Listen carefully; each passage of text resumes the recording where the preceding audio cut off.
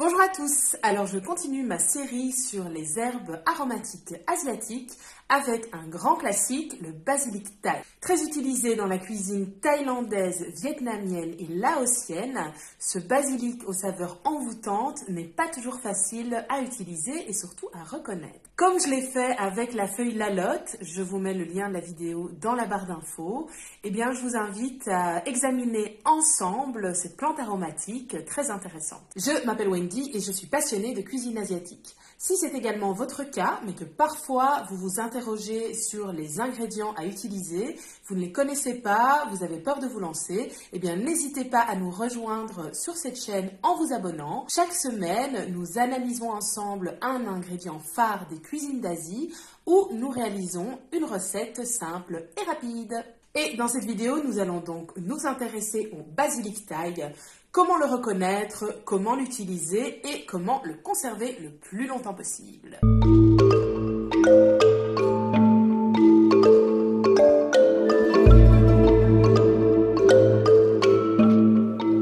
Le basilic thaï, c'est une variété très spécifique du basilic. En réalité, on l'appelle basilic parce que c'est issu de la même famille botanique et son aspect extérieur est tout à fait similaire au basilic occidental. Il a des feuilles très délicates. Au niveau de la saveur, c'est diamétralement opposé.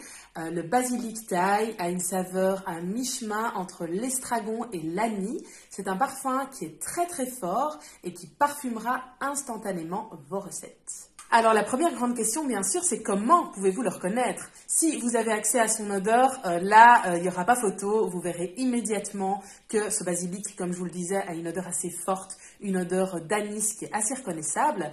Si maintenant votre sachet est fermé, eh bien, vous pouvez donc reconnaître la famille du basilic à ses petites feuilles délicates.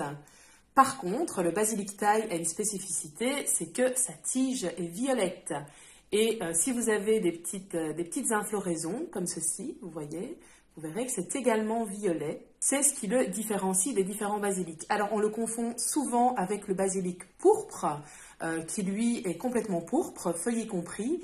C'est très différent. En fait, le basilic pourpre, eh bien, c'est une variation du basilic occidental, donc du basilic romain, le basilic italien.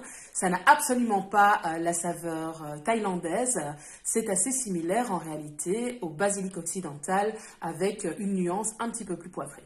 Si j'achète du basilic thaï, dans quoi est-ce que je peux l'utiliser? Alors le basilic thaï, déjà c'est souvent une composante de base du curry vert. Si maintenant vous achetez la feuille seule, eh bien vous pouvez l'utiliser dans des salades vietnamiennes, des salades fraîches. À ce moment-là, vous utilisez la feuille en tant que telle que vous ciselez.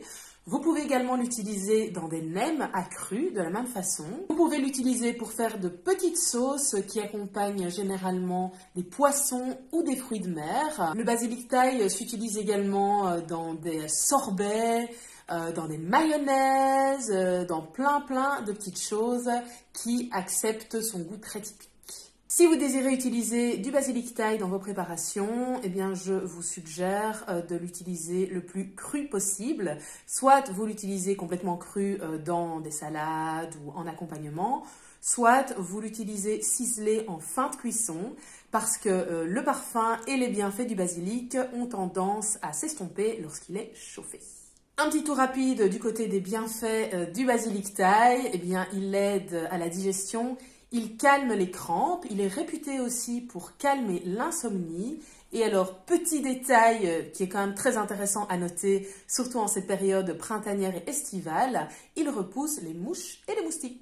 Comment conserver votre basilic le plus longtemps possible? Parce que vous voyez que le mien, ça fait seulement une petite demi-heure qu'il est sorti du frigo et il commence déjà à tirer la tête. Alors pour le conserver, vous avez deux options selon moi. Soit vous nettoyez bien toutes les petites feuilles que vous détachez une à une, vous les séchez soigneusement et puis vous les congelez à plat dans votre réfrigérateur. Et à ce moment-là, selon votre utilisation, vous piochez dans votre petit sac pour en ajouter dans votre recette. La deuxième façon de le conserver, c'est de faire une huile de basilic. Alors vous mixez tout simplement vos feuilles de basilic avec une huile neutre, arachide, tournesol, voilà. Et à ce moment-là, vous avez une petite huile parfumée que vous pouvez utiliser soit en fin de cuisson lorsque vous faites des plats chauds, soit vous pouvez en ajouter quelques gouttes à une petite vinaigrette qui vous servira de sauce pour vos salades à tendance asiatique.